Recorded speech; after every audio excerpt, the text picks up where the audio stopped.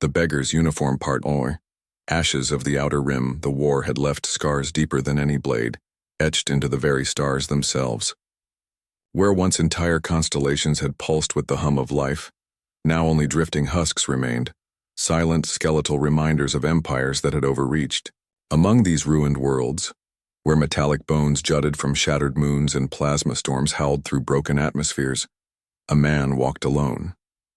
His armor was a patchwork of forgotten battles, dented plates scavenged from wrecks, scorched leather straps knotted to hold failing joints, fabric faded from black to a dull gray-green, stitched so many times it resembled a beggar's cloak more than the regalia of a warrior. His name, whispered in both reverence and terror across 1,000 systems, was Admiral Kaelen Veyr. But to the casual eye, to those who did not know the long shadow he cast upon history, he looked no different than a vagabond clinging to survival. The irony pleased him. The galaxy had once trembled at his fleets, entire armadas that bled the skies with fire. Yet now he moved like a ghost through its aftermath, unrecognized, forgotten by choice. For Kaelen Veyr did not crave the recognition of strangers. He carried with him a far heavier burden, the memory of what his victories had cost. On this day, beneath the pale glare of a dying sun, he descended the rusting docks of Zyros Station, one of the last neutral trade havens near the collapsed frontier. The place smelled of burned oil and desperation. Merchants squabbled in half-lit corridors over scraps of fuel cells. Smugglers eyed strangers with suspicion, weighing whether to deal or kill. And yet here, among the lowest of the low, Kaelen found a strange kind of honesty. He passed unnoticed through the crowds, a towering figure wrapped in rags. Children avoided his shadow. Mechanics paused at the hiss of his scarred breathing apparatus, only to dismiss him as another worn-out soldier begging for work. His boots, patched with strips of synthetic hide, left dusty imprints on the station's trembling floor grates. He liked it that way, but fate had never been one to let Kaelen hide for long. From the higher tiers of the docking rings came a procession, alien banners, shimmering silk-like materials fluttering against the stale recycled air. An entourage of Zareth nobles, with their crystalline skin refracting light into shifting hues, descended the promenade as though they owned the station. Their laughter cut sharply through the noise of merchants, arrogant and brittle, like glass pressed against stone. At their head strode Lord Isar Vaith, a young scion of a rising house, whose coffers had swelled during the chaos of the wars Kaelen himself had ended. Isar's robes glistened with woven photonic threads, his steps flanked by guards in polished armor.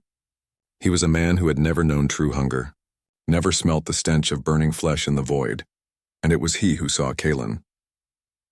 The Admiral stood silently at the edge of the concourse, waiting for no one, his gaze lost in thought. To Isar, however, he looked like a pitiful remnant of a broken world, a ragged soldier too poor to buy proper clothes, skulking about like a beggar. A sneer curled the young noble's mouth. He veered toward Kaelen with the easy cruelty of someone who had never feared consequence. "You there?" Isar said, loud enough for the crowd to hear. "I did not know this station permitted vagrants to loiter near the upper tiers. Have you lost your way, beggar? Or are you hoping some kind soul will toss a coin into your helmet?" The entourage laughed. Crystalline voices, brittle and sharp. Kaelen did not move. His eyes, gray as storm-racked seas, flicked to the young lord for only a heartbeat. Calm, unreadable, like the gaze of a predator too weary to strike. Then he looked away again as though Isar were no more than a gust of stale air. The dismissal enraged the noble. To be ignored in front of his peers was a wound to his pride. "Answer me, beggar." Isar snapped, his crystalline hand flashing with the shimmer of his family seal. "Or must I summon the station guard to drag you into the gutter where you belong?" Kaelen's voice, when it finally came, was quiet. "Roughened by years of command and loss, I belong nowhere," he said. It was not defiance, not a threat, just truth spoken without weight. Yet there was something in the timbre of it, something that rippled faintly through the air like the low growl of distant thunder. Isar scoffed. He had no ear for such things. "Pathetic," the noble muttered. "A relic of war scavenging in rags. Be grateful I don't strip the last of your armor and gift it to the scrap dealers." The entourage moved on, their laughter trailing behind like shards of broken glass. Kaelen remained where he was, unmoved. His hands rested on the rail of the promenade, fingers brushing the cold steel. Beyond the viewport stretched the stars, veiled by the fractured light of nearby nebulae. He did not need to answer insult with anger. Not when the universe itself already knew his name. And far beyond the station, hidden in the dark between worlds, fleets waited. Silent leviathans of war. Ships whose hulls still bore his crest, whose captain still whispered his orders across encrypted channels. For though Kaelen Veyr had walked away from the throne of fire he had built, the galaxy had not walked away from him, and soon, Lord Isar Vaith would learn that the man he had mocked in Beggar's armor was no vagabond at all. He was the storm that once unmade empires. He was the hand that had broken kings. He was the Admiral. The Beggar's uniform was never a disguise. It was a reminder that beneath all crowns and banners, beneath silk and polished armor, war reduced everyone to the same ashes. And in those ashes, Kaelen Veyr still reigned. The Beggar's Uniform Part 2. The Noble's Scorn. The laughter of the Zareth nobles echoed long after they passed, reverberating off the corroded walls of Zyros Station.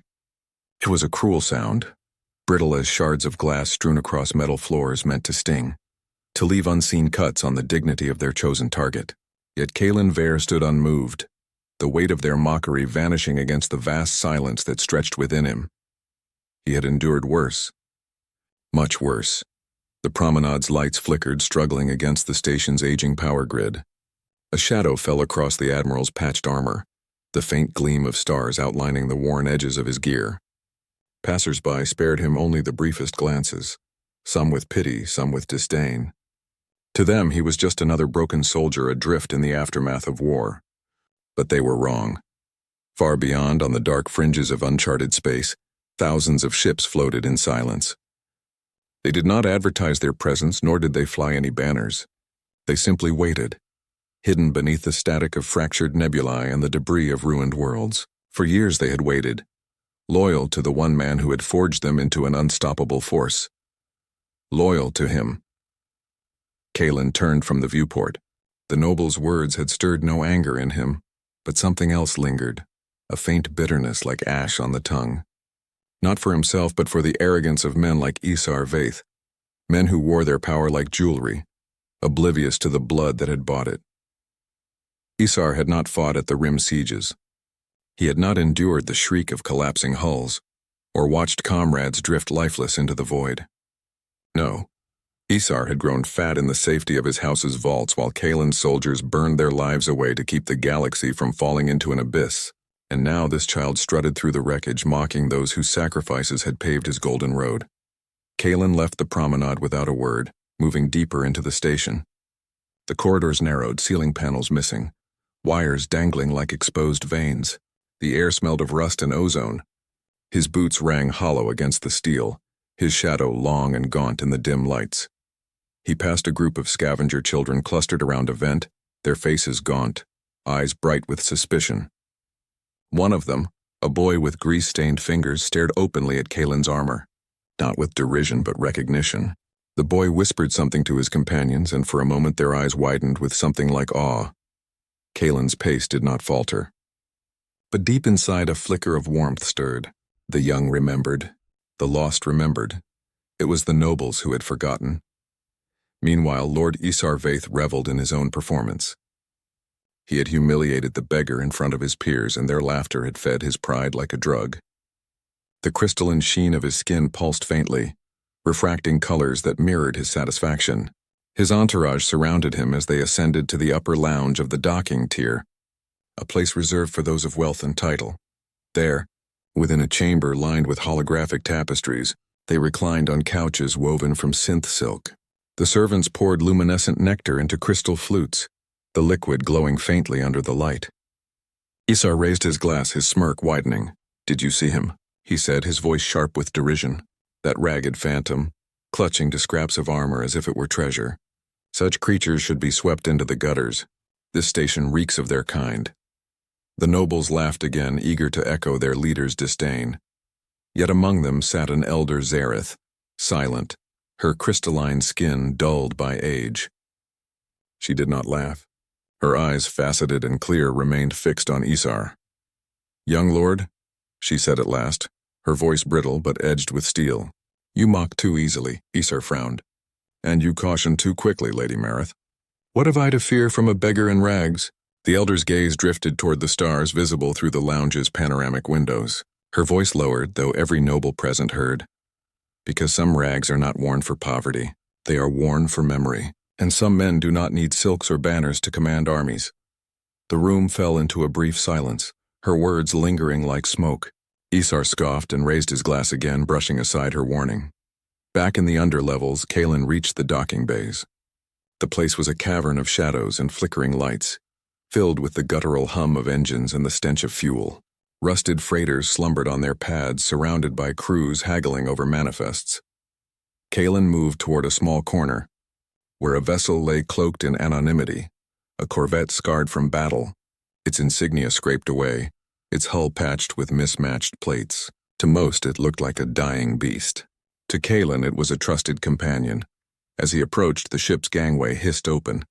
A figure descended, an officer in simple attire, face lined with discipline, eyes sharp as obsidian. He bowed his head not in subservience but in respect. "Admiral," the officer said quietly, his voice carrying the weight of 1,000 unspoken loyalties. "The fleet awaits your signal. They are restless." Kaelen's gaze lingered on the station's upper tiers where nobles reclined in glittering halls, blind to the storm crouched at their gates. "Let them wait a little longer," Kaelen said, his voice steady. "The galaxy must not remember me by fire too quickly." But his eyes darkened. If arrogance demands a lesson, then the lesson will be given. And so, while Isar Veyr basked in the hollow glow of his own mockery, the man he had scorned prepared to remind the galaxy what it meant to wear the beggar's uniform. Not poverty, not disgrace, but power tempered by memory. The kind of power that slumbered like a coiled leviathan. Silent, patient, yet capable of devouring empires when stirred. The kind of power that would soon awaken. Part 3, The Shadow of Command. The next cycle on Zyro Station dawned with the usual chaos of commerce and survival. Docking rings rattled with the clang of cargo haulers. Merchants shouted their offers in the din of competing markets, and smugglers slipped quietly into alleys where neon lights flickered like dying stars.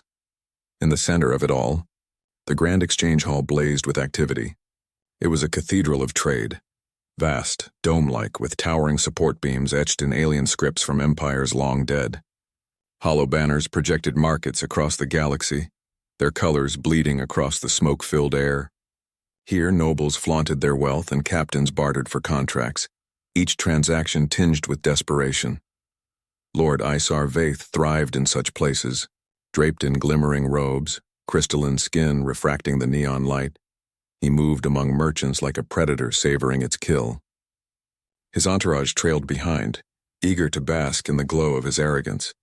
Every gesture was calculated, every word sharpened to remind the lesser beings around him of their inferiority. And then he saw the beggar again. Kaelen Veyr stood at the edge of the exchange hall, silent and immovable as stone. His patched armor caught the fractured light, each scar and dent a testament to battles fought in forgotten corners of the galaxy. He did not bargain, did not plead, did not beg. He simply stood watching. For Isar, the sight was irresistible. "By the stars," he muttered, loud enough for those near him to hear. "The beggar haunts even the exchange. Does he think himself worthy to stand among lords?" Eyes turned. Merchants paused mid-bargain. Conversations faltered. The hall quieted as Isar, savoring the stage, strode toward the lone figure. Kaelen did not move. Isar stopped before him, chin raised, crystalline skin shimmering faintly as if to remind all present of his lineage. "I warned you once," he said, his voice carrying through the chamber. "This hall is no place for rags. You shame the very air with your presence. Tell me, beggar, do you not feel the weight of eyes upon you? Do you not feel the disgrace of your patched armor? Strip it from your back, and I may yet grant you coin enough to buy a cloak fit for a man." The nobles chuckled. Merchants watched in uneasy silence. Kaelen's gaze met Isar's. His gray eyes were not angry, not even cold. They were vast, empty in the way that the void between stars is empty, endless, implacable, unbending. When he spoke, it was softly, almost gently. "This uniform is not for you to understand." A ripple passed through the hall. The words were simple, but their weight was undeniable, as though they carried the echo of 1,000 unspoken voices. Some of the merchants shifted uneasily. A few older veterans with scars of their own stared at Kaelen as though trying to place a memory that refused to surface. Isar sneered. "A beggar lecturing a lord? You mistake your place." He raised a jeweled hand, signaling one of his guards. The armored brute stepped forward, weapon in hand, intent clear. And then, the station trembled. It was faint at first, like the deep groan of ancient metal. Lights flickered. The air itself seemed to thicken, as though some unseen leviathan had stirred beyond the hull. Every head in the hall turned instinctively toward the great viewport that overlooked the docking bays. There, in the abyss beyond, the stars shifted. No, something moved across them, vast and deliberate, blotting constellations with shadow. A ship. No, a fleet. At first it seemed impossible. The Zyro's defense grid should have detected such an approach long before, yet there it was. A formation of warships emerging from the veil of a nebula, dark as stone, silent as death. They bore no banners, no signals of allegiance, only the unmistakable geometry of vessels forged for war. Gasps rippled through the hall. Merchants scrambled for data screens. Nobles whispered in panic. Guards raised weapons as if they could fight the void itself. And through it all, Kaelen Veyr did not move. His eyes never left the viewport. The officer who had met him in the lower dock stood suddenly at the hall's edge, voice steady, cutting through the panic. "Stand ready," he said. "The Admiral is here." The word Admiral struck the chamber like a hammer. Heads turned, eyes widened. Whispers hissed across the hall, voices trembling with disbelief. The Admiral? It cannot be. He was dead. Gone. Vanished.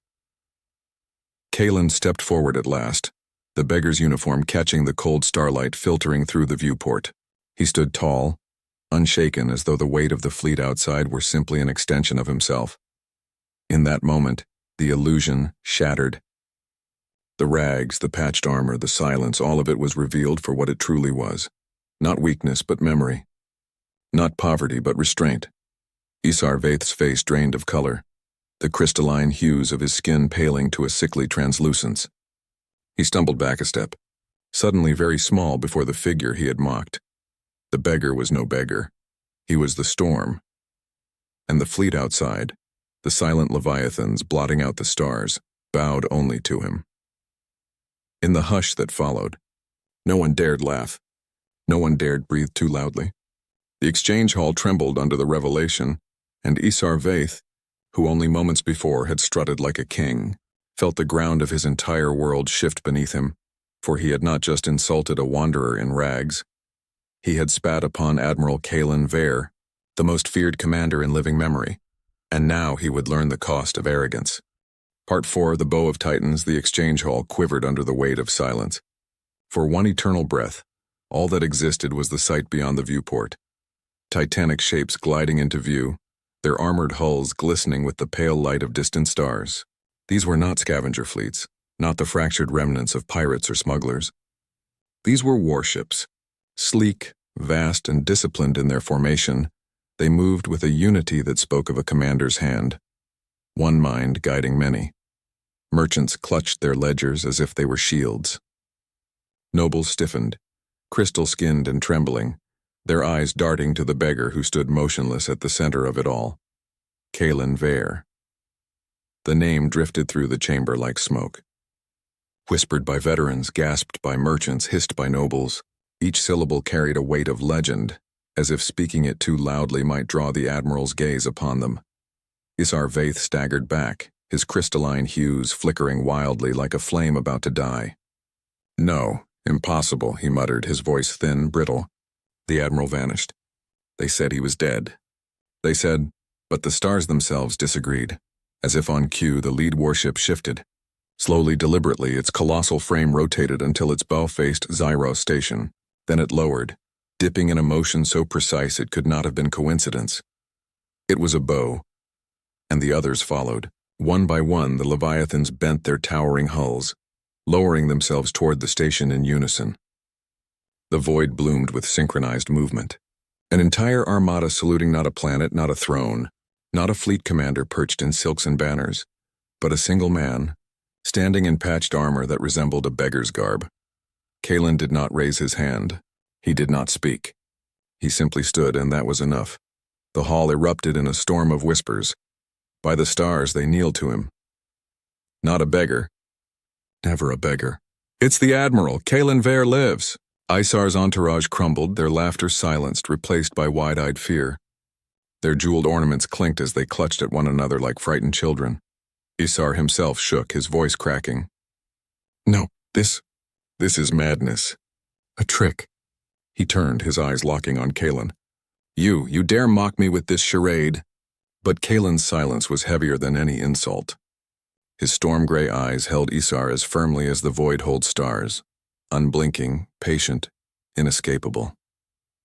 The elder noblewoman, Lady Marith, who had once cautioned Isar, rose slowly from her seat.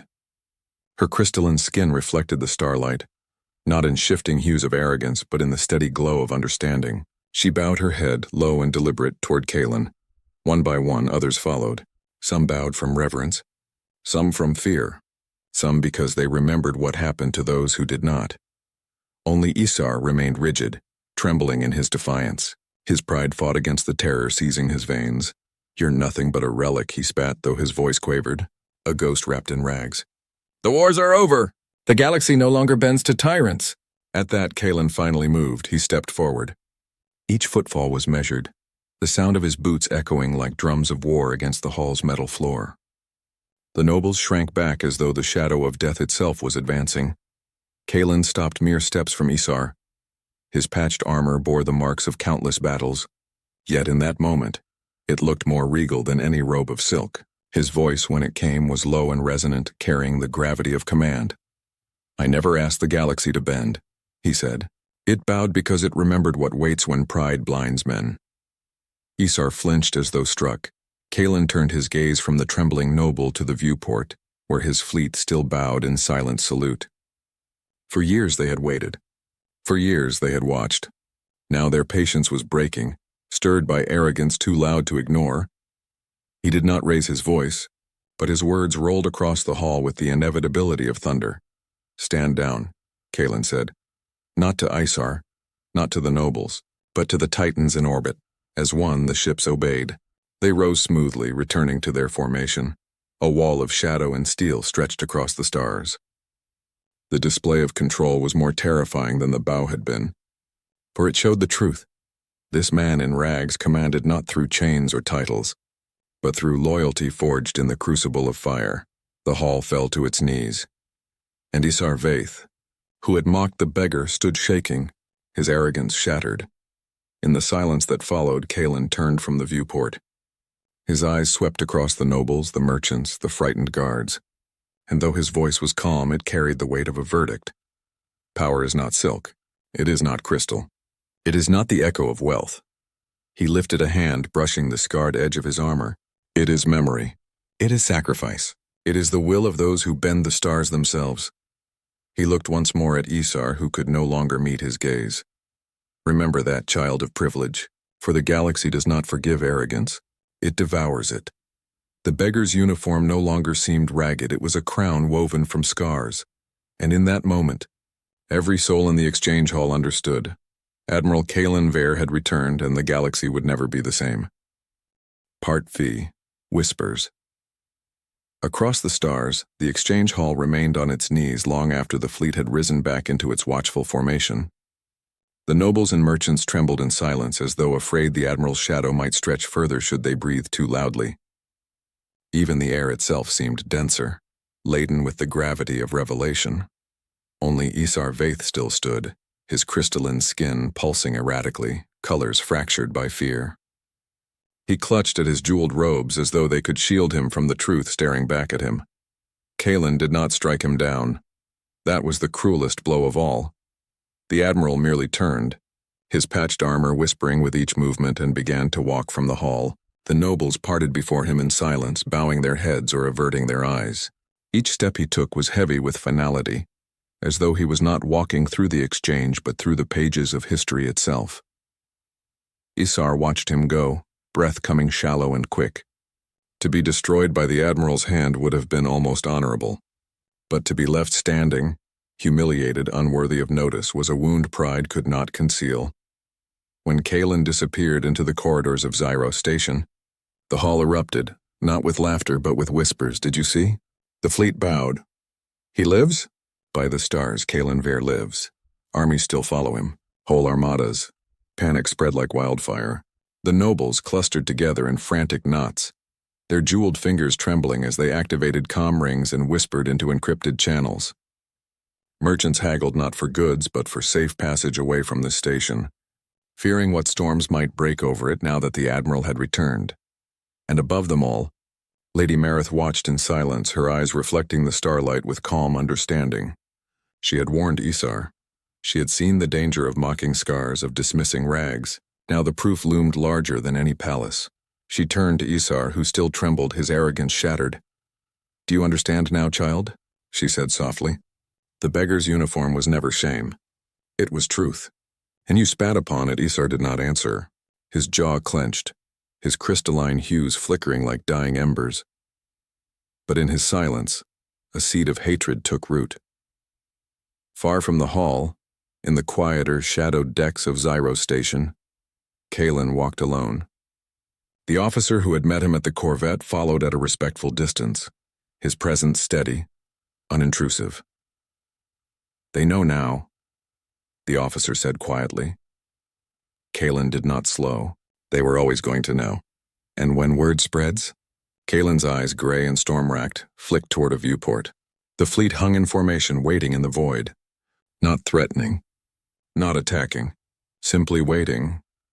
"When word spreads," Kaelen murmured, "the galaxy will remember why it feared me, and why it should have, and spread it did." Whispers leapt from Zyro Station like sparks carried on a solar wind. Merchant ships departed with trembling crews, their captains clutching sealed reports of what they had seen. Smugglers carried tales to the underworld, each retelling growing more embellished, yet all anchored in one unshakable truth: the Admiral lives. On border worlds, soldiers long thought forgotten whispered in mess halls.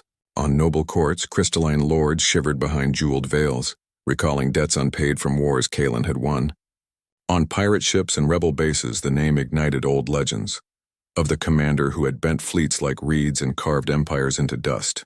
Everywhere, fear and awe spread hand in hand, and in the quiet chambers of power, the high lords and monarchs of half the galaxy began to argue. Some wanted him hunted, some wanted him courted, some wanted him erased from memory altogether, but none denied the truth. Admiral Kaelen Veyr had returned. Back on Zyro Station, Isar Vaith drowned in shame. His entourage had fled, scattering like insects from fire.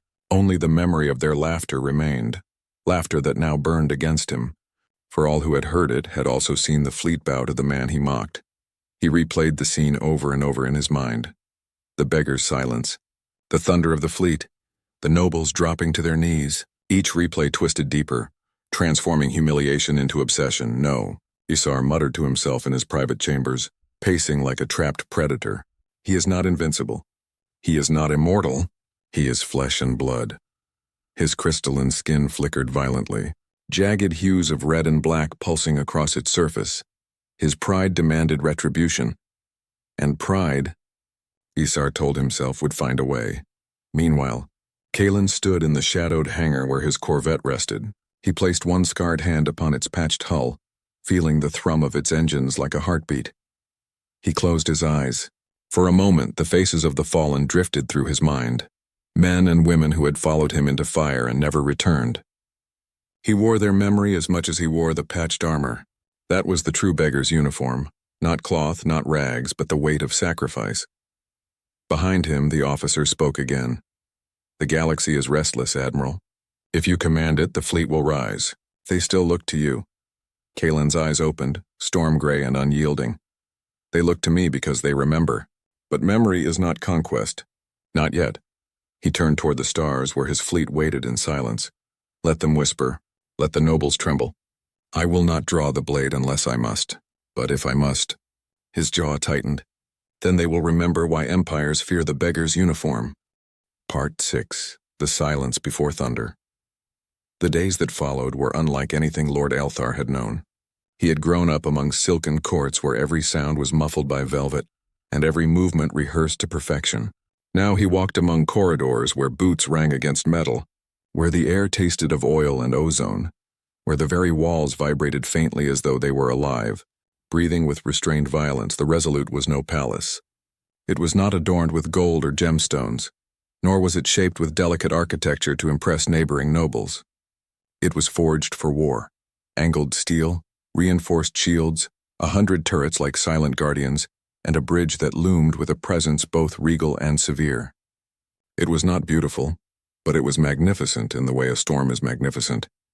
And yet what unsettled Elthar most was not the ship itself, but the man who commanded it. Admiral Kaelen did not act like a tyrant dressed in rags, nor did he resemble the monsters of bedtime tales sung in hushed tones to frighten children. He did not bark at his crew, nor clutch his power like a miser clutches coins. His presence was quieter, far quieter, but the silence carried a weight heavier than any roar. The crew adored him. That much was clear. Elthar noticed the way hardened veterans straightened when Kaelen walked by, not stiffened with fear but lifted with pride. They watched him even when he wasn't looking, as if drawing strength from his very existence, and in private moments when Kaelen's gaze softened upon them, they responded with loyalty that burned brighter than any chain of command could enforce. Elthar could not understand it. How could men of war, creatures of violence, give their devotion so freely to one man? He found himself studying Kaelen more closely, almost obsessively, searching for the flaw, the deception. He expected cruelty hidden behind calm words, arrogance disguised in humility, or hunger for glory concealed beneath a mask of restraint.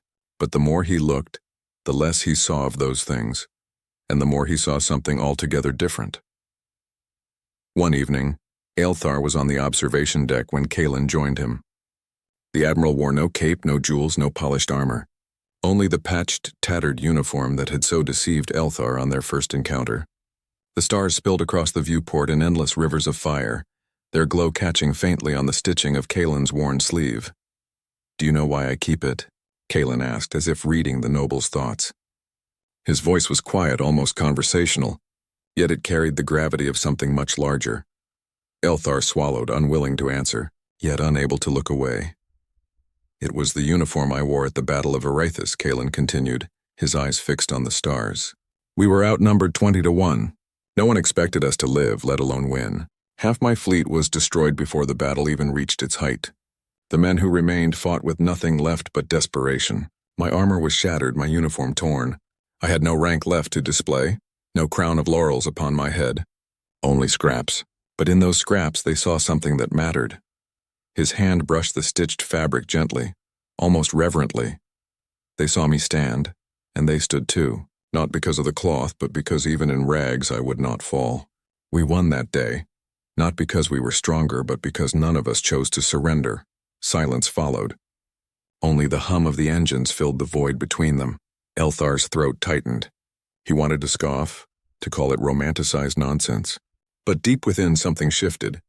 The Admiral's words cut past pride and prejudice, lodging themselves in the quiet chambers of his mind where doubt whispered. Later that night, Elthar could not sleep. He wandered the lower decks and found soldiers gathered in the mess hall.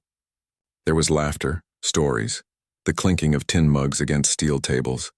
Elthar lingered at the doorway unnoticed at first until he saw the Admiral there too, sitting not at a high table but among them, drinking from the same cup, laughing at the same jokes. The crew leaned in close, not because they were forced, but because they wanted to hear every word. It was then that Elthar began to understand. Kaelen's power was not carved from fear, nor bought with titles nor enforced by bloodlines. It was born of survival, of scars worn without shame, of victories paid for with grief and fire. It was the kind of power no palace could grant and no crown could bestow. And for the first time in his life, Lord Elthar felt the cold sting of inadequacy. He thought of his court, where loyalty was purchased and betrayal brewed in silken corners. He thought of his family's estate, where servants bowed not from respect but obligation. And he wondered, if everything he had was stripped from him, if he stood in rags before his people, would anyone follow? The question haunted him. But Kaelen was not a man who allowed others the comfort of unanswered questions. Days later, the Admiral summoned Elthar to the bridge, The great hollow table flickered with a three-dimensional map of stars, outlining borders that glowed like faint scars across the galaxy. Kaelen's gaze was fixed on a cluster at the edge. "The Vedril Empire is moving," Kaelen said simply. "You know their strength. You've paraded at their courts. You've heard their boasts. They're sending fleets into contested space." Elthar nodded stiffly, unsure why Kaelen confided this to him.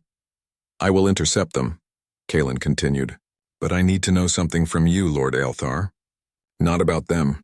About you." The noble's chest tightened. "If tomorrow came, and every comfort you've ever known was stripped away?" Kaelen asked, his voice like the rumble of distant thunder. "If you wore nothing but rags, if no one knew your title or your bloodline, would anyone still follow you?" The word struck with the force of a blade. Elthar felt his breath falter, his pride crack. The silence on the bridge grew unbearable, broken only by the steady pulse of the engines. He had no answer. Kaelen didn't press him. Instead, the Admiral turned back to the map, as though the question itself was more important than any answer. For Elthar, however, the silence was deafening. He felt as if the galaxy itself was demanding something of him, something he had never dared to face. And somewhere, deep within that silence, thunder waited to break. Within 3 cycles, the first signals arrived.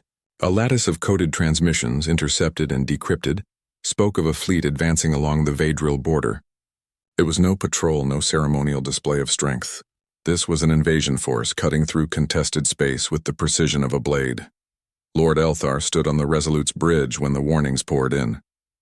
The holomap bloomed with light as one crimson marker became 10, then 50, then a tide of red that spilled across the starfield like blood spreading through water.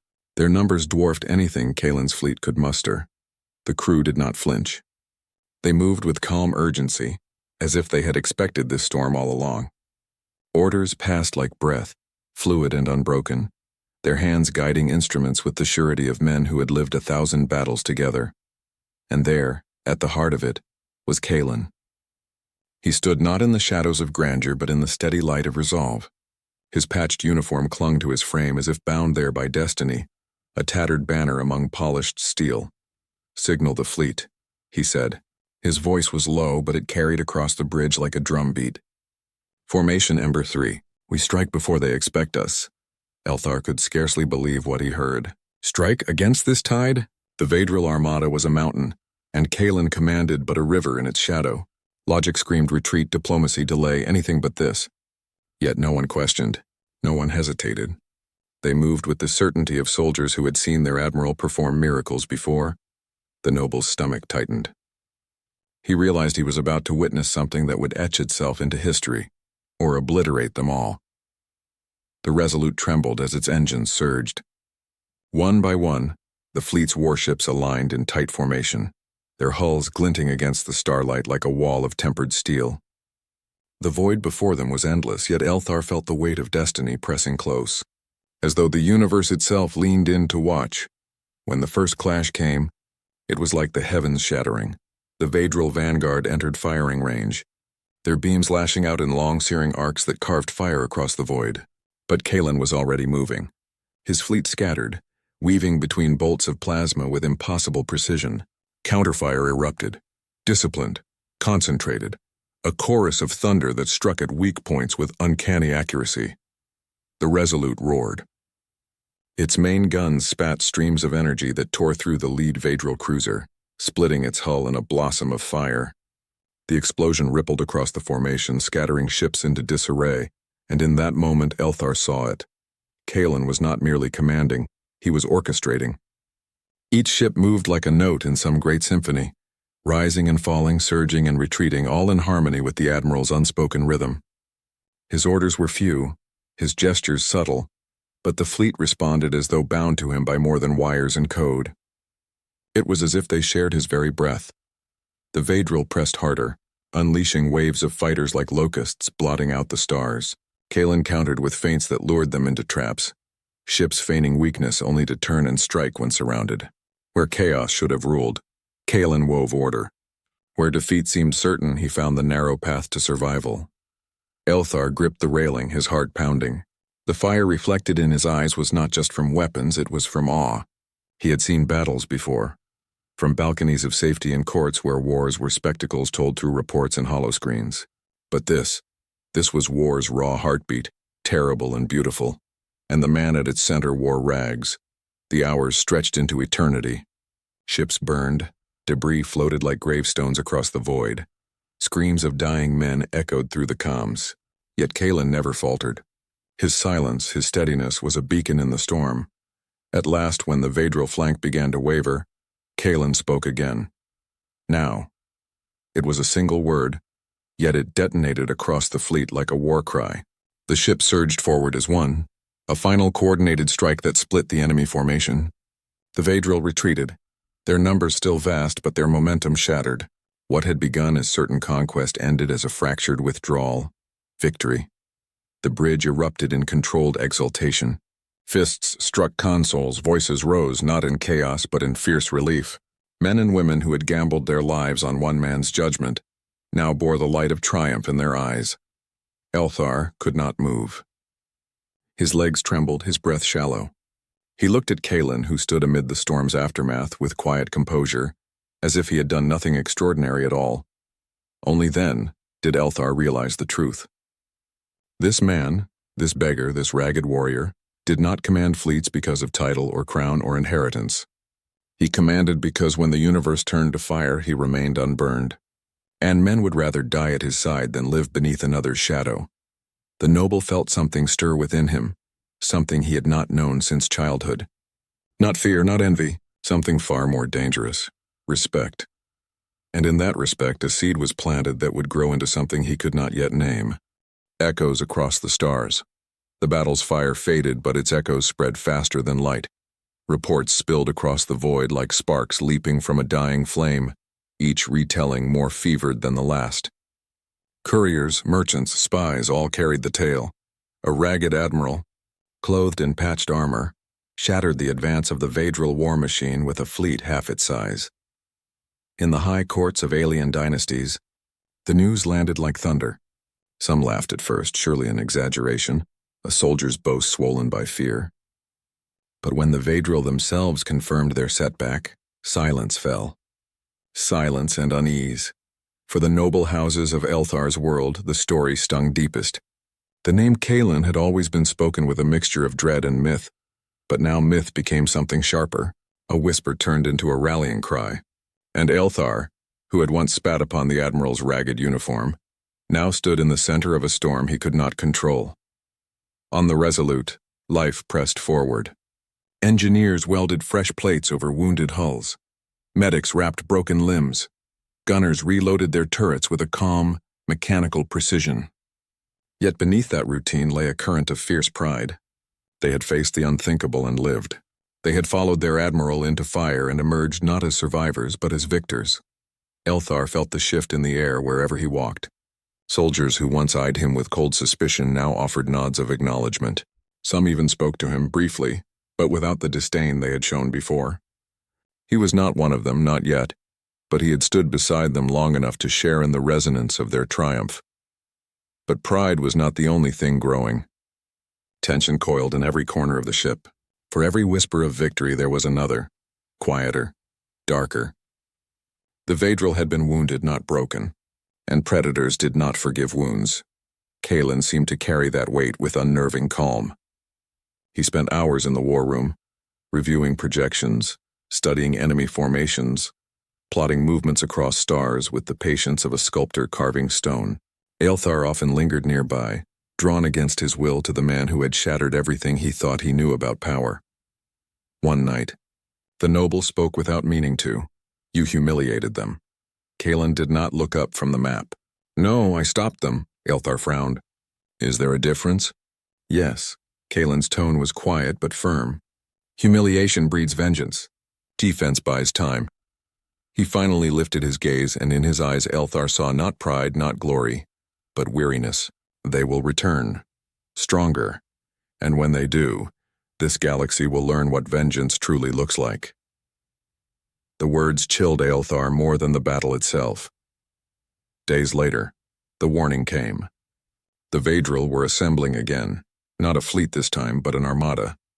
Entire sectors poured their strength into one tide of war, drawn not by strategy alone, but by something more primal, the need to crush the man who had dared deny them. And still, Kaelen did not flinch. Instead, he called his captains to the bridge.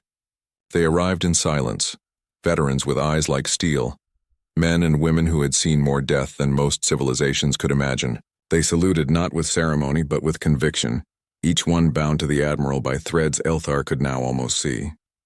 "We are outnumbered," Kaelen began simply. "We are outgunned. And if you follow me into this, you will bleed again." Perhaps more than ever before, no one spoke. No one moved. Kaelen's gaze swept over them, steady as ever. "I will not order you to die. If you believe this fight is beyond us, speak now. I will not hold it against you." The silence held. Then one captain, her hair silvered with age, her voice scarred with years of battle, stepped forward. "Admiral," she said, "we have followed you through worse storms than this. We have watched you stand in rags when kings hid in palaces. We are not here for numbers. We are here for you." A murmur rose, low but unshakable, a chorus of agreement that carried the weight of oaths unbreakable. Elthar felt his chest tighten. He had never seen loyalty like this. Not bought, not coerced, not tied to blood or wealth. Loyalty freely given, even unto death. Kaelen inclined his head once. No theatrics, no grand gesture. "Then we fight." The captains dispersed, each carrying orders into the veins of the fleet. The Resolute came alive, its halls thrumming with purpose. Fighters roared from their hangars, shields lit like suns across hulls. Cannons swiveled with the slow grace of predators scenting prey. Elthar stood alone on the observation deck, watching the preparations unfold. His mind spun with memories of silk courts and jeweled thrones, of nobles fattened on ceremony and empty words. None of it mattered here. None of it could stand against the tide rushing toward them. And in the reflection of the viewport, he saw himself, draped in the fine fabrics of his house, yet smaller than ever before. He whispered to the void, as if confessing to the stars, "What am I next to him?" The stars gave no answer. But in their silence, Elthar felt the weight of destiny pressing close again, like the quiet before a blade strikes. The Vaedril were coming, and the galaxy itself seemed to hold its breath. The storm of Vaedril, the stars burned red with war. When the Vaedril armada emerged from the void, the universe itself seemed to recoil. Ship after ship poured from the dark like predators in endless migration. Colossal dreadnoughts whose shadows eclipsed moons, flanking cruisers with hulls etched in cruel geometry, wings of fighters swarming in dense clouds. Their formation stretched so far across the star map that it looked less like a fleet and more like a tide of iron consuming the galaxy. Lord Elthar stood rooted to the Resolute's bridge as the sight unfolded. He had seen parades of warships in courts of ceremony, where polished vessels gleamed for the amusement of nobles. But this was not spectacle. This was annihilation given form. His heart shrank in his chest, and for the first time in years he wished for the ignorant bliss of his palace walls. Kaelen did not move. His patched uniform clung to him like destiny's second skin as he studied the incoming tide, with an expression that was neither fear nor excitement, but quiet certainty. "Signal the fleet," he said. His voice carried the weight of thunder unstruck. "Formation Ember 7, shields forward. Hold until my mark." The captains obeyed without hesitation. War drums rolled through the Resolute's corridors, klaxons howling, engines roaring to full burn, gun batteries swiveling into place. Fighters shot from launch bays like shards of light flung into the abyss, and then the storm broke. The first volley struck with the force of gods. Plasma beams scythed through the dark, tearing apart lesser ships in blossoms of fire. Shields buckled, alarms screamed, and the void lit with 1,000 wounds. Elthar gripped the railing, his knuckles white, his body trembling as the ship shuddered beneath the assault. Kaelen did not flinch. His orders fell like hammer strikes. "Pivot shields. Counterfire Sector 3. All forward batteries, mark my line." The Resolute answered with its own fury. Turrets spat torrents of energy that lanced into the Vaedril vanguard, carving through hulls with merciless precision. Entire cruisers detonated in chain reactions, their fragments scattering like ash across the void. Yet for every ship destroyed, 2 more emerged from the tide. The battle was not strategy, it was survival. The fleets collided like storm fronts, each strike answered with greater violence. Fighters twisted in tangled dogfights, trails of fire spiraling across the stars. The bridge shook again and again, explosions thundering through its bones. Amid the chaos, Kaelen stood at the center like an unbroken pillar. His calmness was not stillness, it was gravity. Around him, the crew moved with the unity of a single body, every soldier aligned to his unspoken rhythm. Elthar could barely breathe. His noble pride, his polished arrogance, all had burned away in the firestorm. What remained was raw awe. He was watching not a man, but something greater, an unyielding force that bent the course of destiny with sheer will. But even forces could bleed. Hours into the battle, losses mounted. Entire wings of Kaelen's fleet were gone, their wreckage drifting like silent tombs. The Resolute's shields faltered, hull plating scorched and torn. Wounded men were dragged from their stations, blood staining the steel. And still, the Vedril pressed harder. Elthar's mind screamed surrender, retreat, escape. No man could win this. No admiral, no legend. Yet when he turned to Kaelen, he found not despair but fire burning in the admiral's eyes. "We hold," Kaelen said simply, his voice cutting through the storm like a blade. And the fleet held. They fought not as soldiers but as believers. Every order Kaelen gave was answered with lives willingly laid down. When one ship faltered, another moved to shield it. When one squadron broke, another charged into the jaws of death. Their loyalty was not to survival, nor to empire. It was to the man in rags who refused to bow. Then came the moment.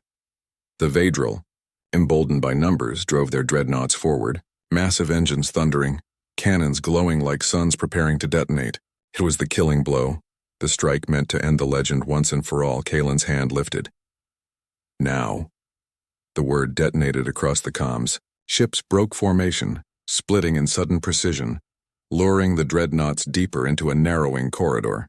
Mines detonated. Flanking wings surged from the dark, unleashing volleys into exposed weak points. The trap snapped shut.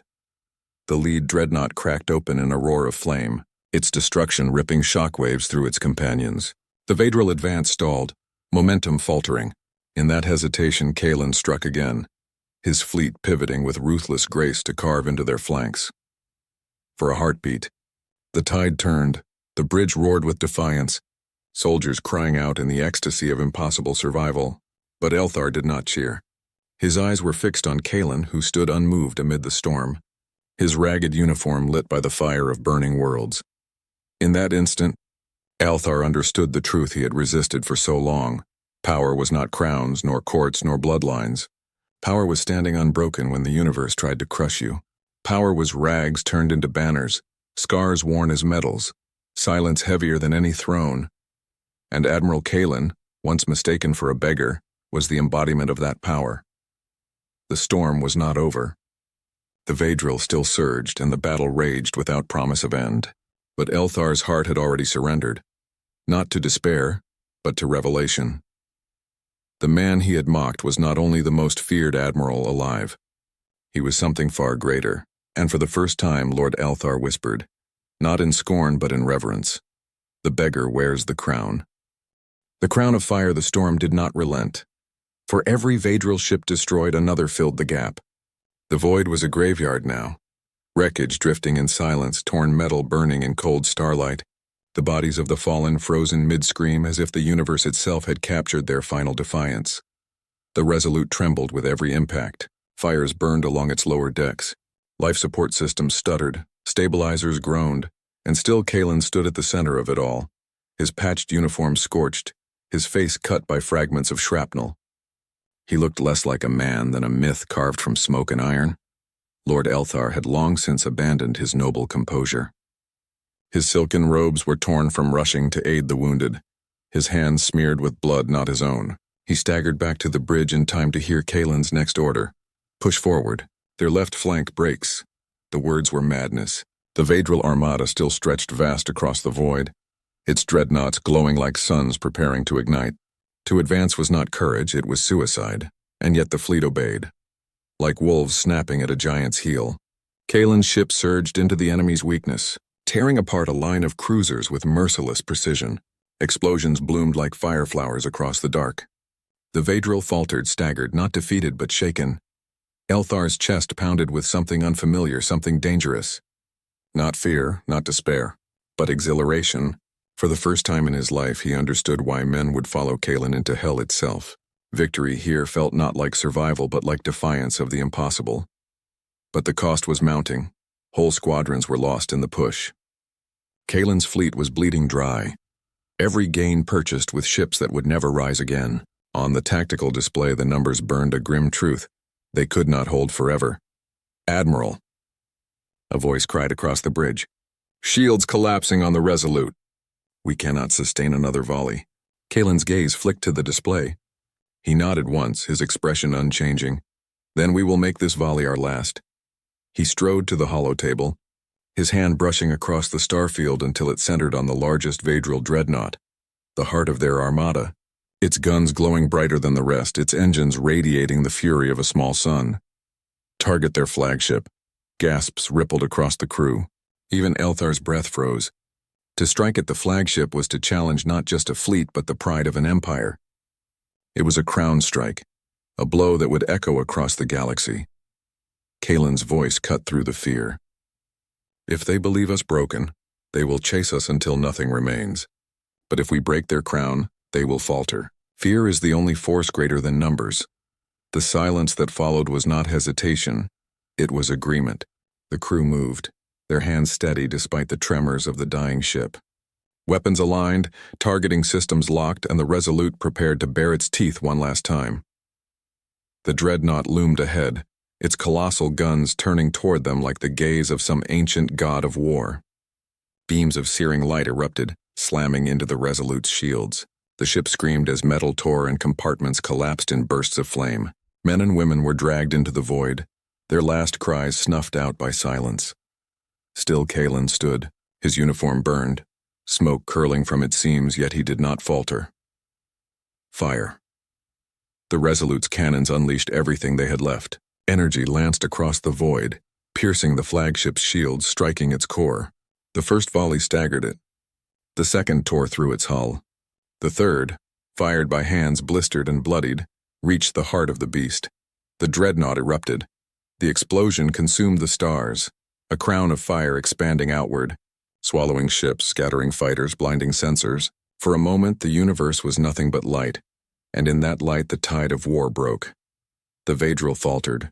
Their formations collapsed. Captains panicked, squadrons fled. The armada that had come like a storm now scattered like ash in the wind. The bridge of the Resolute shook with cries of triumph, of disbelief, of tears. Soldiers who had resigned themselves to death now wept openly, clinging to one another, their voices echoing like hymns in the aftermath of hell. Elthar could not move. He stared at Kaelen, whose figure stood silhouetted against the viewport, his uniform a tattered ruin, his body trembling but unbroken. In the reflection of the firestorm he looked crowned not with jewels or gold, but with flame and loyalty. Elthar's heart clenched with something sharp, something he had never felt for another man. Reverence. The beggar's uniform was no disguise. It was a symbol. It was the banner of a man who needed no crown, no throne, no court, because the galaxy itself bent to him in its hour of despair. But even legends bleed. Kaelen swayed, his hand gripping the console as if the weight of victory itself was heavier than the storm he had endured. His breath rasped, his wounds raw, yet he turned to his crew, his gaze steady. "Hold the line," he whispered, and then for the first time, the Admiral staggered.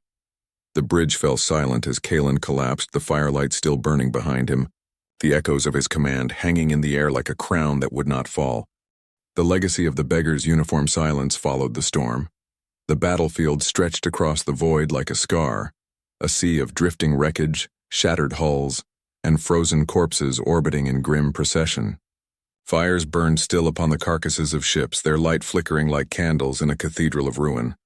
The Resolute hung among them, broken but unbowed. Its hull was torn, its decks gutted, but its flag still burned bright upon its mast, a signal that the heart of the fleet, though battered, still beat. Lord Elthar knelt beside Kaelen. The Admiral's breathing was shallow, his blood seeping across the scorched floor, staining the tattered remnants of his uniform. That uniform, patched, worn, threadbare, looked now like a relic of a saint, every burn and tear a testament to sacrifice. "Stay with us," Elthar whispered, his voice raw. "The galaxy cannot afford to lose you now." Kaelen's eyes opened, faint but steady, the storm still within them. "The galaxy?" He coughed, the sound wet, painful. "Never belonged to me, Elthar. It belongs to those who rise when all else falls." For a moment, Elthar saw not an admiral, not a commander, not even a man. He saw the embodiment of defiance itself, the living will that had turned beggars into soldiers, scraps into banners, despair into victory. But Kaelen was mortal still. His strength waned, his voice faltered, and Elthar, who had once dismissed him as a vagrant clad in rags, now found his own hands trembling, desperate to hold the weight of a legacy too vast to bear. The fleet gathered in the aftermath. Damaged ships limped into formation. Survivors broadcast prayers, and across countless channels Kaelen's name was spoken in awe. Stories already began to spread, of how the admiral in rags had broken the Vadril crown, how the man mistaken for a beggar had led a dying fleet into glory. Elthar watched this unfold and felt shame burn through him. He remembered his words on the battlefield, the insult he had cast with casual cruelty. Beggar. How blind he had been, how small, but now he had a choice. He could cling to that blindness, or he could honor the truth before him. He rose to his feet and turned to the gathered officers, his voice breaking but resolute. "Look upon your admiral," he declared, his tone carrying across the battered bridge and into the comms that linked every surviving ship. "Look upon the man who stood when none else dared. The uniform you see before you is no beggar's garb. It is the crown of fire forged in battle, the standard by which empires will measure themselves." Faces turned, eyes wet, hearts aflame. Across the fleet, soldiers saluted, not to a title, not to a flag, but to the man who had borne their hope into the jaws of death. Kaelen stirred at the sound, his eyes flickering open once more. Elthar leaned close, his words low, meant only for him. "I was wrong, Admiral. Forgive me. You are no beggar. You are the greatest of us all." A faint smile touched Kaelen's lips, weary but unbroken. "Then let them remember. Not me, but what we fought for. That no crown, no throne, no empire is greater than the will to rise." His eyes closed, his body sinking into rest. Whether it was sleep or something deeper, none could say. But the bridge did not mourn, not yet. For they knew his legend had only begun. In the days that followed, the galaxy trembled. The Vadril retreated, their crown shattered, their fleets in disarray. Worlds once bound in chains rose in rebellion, their cries of freedom echoing Kaelen's defiance. And wherever the story spread, it was told the same way. Not of a noble clothed in finery, but of a man in patched armor, mistaken for nothing more than a beggar, until he revealed himself as the storm that could topple empires. The beggar's uniform became a symbol, worn by soldiers, rebels, and dreamers alike. Patches were sewn into their armor not to hide weakness, but to honor strength born of survival. And in every corner of the galaxy, the sight of that ragged cloth became a rallying cry. "We rise." As for Elthar, he never returned to his throne of luxury. He remained by Kaelen's side, carrying the weight of witness, his once proud robes discarded for the patched attire of those he had once scorned. For he understood now that nobility was not in silk or crown, but in fire and will. The admiral's fate remained uncertain. Some say he lived, healing slowly, guiding the fleet in silence. Others whisper that he died upon the Resolute's bridge that day, his body laid to rest among the stars. But his legend eclipsed truth, because legends do not die. The beggar who wore no crown became the crown itself. The admiral who was mistaken for nothing became everything. And his story was carried on the breath of every survivor, every rebel, every free world, an eternal flame in the dark, and so the galaxy remembered. The beggar's uniform was never a mark of shame, it was the crown of the unconquered.